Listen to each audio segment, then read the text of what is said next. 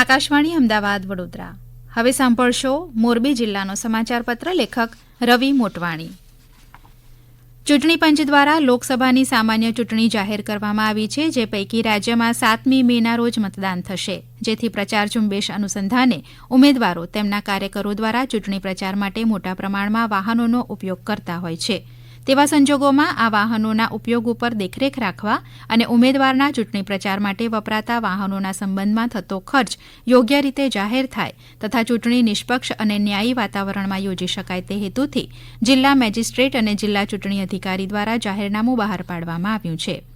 આ જાહેરનામા અનુસાર કોઈપણ રાજકીય પક્ષ, વ્યક્તિ, સંસ્થા, ચૂંટણીનો ઉમેદવાર અથવા તો તેઓની સહમતિથી કોઈપણ વ્યક્તિ દ્વારા કોઈપણ ઉમેદવારના કે પક્ષના કામે, ચૂંટણીના કામે વાહનોને સંબંધિત લોકસભા મતદાર વિભાગ કે સમગ્ર મોરબી જિલ્લામાં ઉપયોગ કરવામાં આવે તેવા તમામ વાહનો સંબંધિત લોકસભા મતદાર વિભાગના મદદનીશ ચૂંટણી અધિકારી પાસે રજીસ્ટર કરાવવાના રહેશે.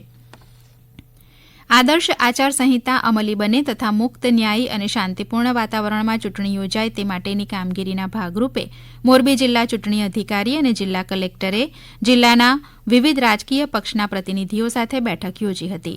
આ બેઠક અન્વયે રાજકીય પક્ષો સાથે મંડપ, લાઉડસ્પીકર, વાહનો, હોર્ડિંગ વગેરે અંગેના રેટ ચાર્ટ, ખર્ચ અને હિસાબો ઉપરાંત આદર્શ આચાર સંહિતા અમલીકરણ અને તેના હેતુઓ વગેરે વિશે ચર્ચા વિચારણા કરવામાં આવી હતી.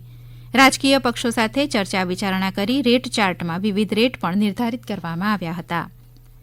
જિલ્લાના નવલખી બંદર વિસ્તાર તથા કોસ્ટલ વિસ્તારના નાના મોટા કુલ 8 ટાપુઓ આવેલા છે, જે ટાપુઓ ઉપર માનવ વસાહત અસ્તિત્વમાં ન હોય, અહીં કોઈપણ પ્રકારની ગેરકાયદેસર પ્રવૃત્તિ કે ઘૂસણખોરી ન થાય તેમજ સુરક્ષાને લગતા કોઈપણ પ્રશ્ન ઉપસ્થિત ન થાય તે હેતુથી દરિયાઈ ટાપુઓને પ્રતિબંધિત વિસ્તાર જાહેર કરવામાં આવ્યા છે. મોરબી નિવાસી અધિક કલેક્ટર દ્વારા મોરબી જિલ્લામાં કાર્યરત વિવિધ આવશ્યક સેવાઓના કર્મચારીઓ મતદાનના હકથી વંચિત ન રહે અને તેઓ આવશ્યક સેવાઓ સાથે મતદાન પણ કરી શકે તે બાબતે વિવિધ આવશ્યક સેવાઓના અધિકારીઓ સાથે બેઠક યોજી વિસ્તૃત ચર્ચા કરવામાં આવી હતી. તાજેતરમાં ઇલેક્શન કમિશન દ્વારા વિવિધ આવશ્યક સેવાઓના કર્મચારીઓને પોસ્ટલ બેલેટ દ્વારા મતદાનની સુવિધા પ્રાપ્ત થાય તે માટેનો નિર્ણય કરવામાં આવ્યો છે, જે અંતર્ગત ફોર્મ 12D સહિત વિવિધ વ્યવસ્થાઓ પણ કરવામાં આવી રહી છે. મોરબી જિલ્લામાં પણ વીજળી વિભાગ, BSNL, રેલવે, આરોગ્ય વિભાગ, રાજ્ય પરિવહન નિગમ, અગ્નિશમન સેવાઓ, ટ્રાફિક પોલીસ તથા એમ્બ્યુલન્સ સેવાઓ સહિતની ઇમરજન્સી સેવાઓ સાથે સંકળાયેલા કર્મચારીઓ ઇમરજન્સી સેવા સાથે મતદાન પણ કરી શકે તે માટે આ આવશ્યક સેવાઓના કર્મચારીઓના ફોર્મ 12D ભરવા સહિતની વિવિધ કામગીરી કરવા અધિકારીઓને સૂચના આપવામાં આવી હતી.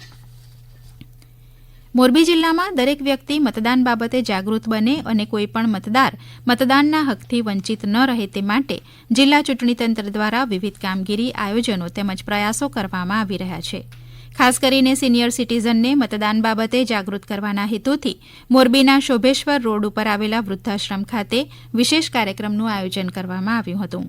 આ પ્રસંગે કલેક્ટર દ્વારા ઉપસ્થિત સિનિયર સિટીઝનોને મતદાન અંગે માહિતી આપતા જણાવ્યું હતું કે મતદાન એ મહાદાન છે અને મતદાન કરવો તે આપણો અધિકાર છે અને મતદાન અવશ્ય કરવું જ જોઈએ. આગામી લોકસભા ચૂંટણીની તૈયારીઓના ભાગરૂપે મોરબીના જિલ્લા ચૂંટણી અધિકારી અને કલેક્ટર દ્વારા EVM સ્ટ્રોંગ રૂમ અને મતદાન મથકની મુલાકાત લેવામાં આવી હતી. મોરબીના જિલ્લા ચૂંટણી અધિકારીએ મોરબીની વાંકાનેર વિધાનસભા બેઠકના EVM સ્ટ્રોંગ રૂમ તથા રિસીવિંગ ડિસ્પેચ સેન્ટરની મુલાકાત લઈ જરૂરી માર્ગદર્શન આપ્યું હતું.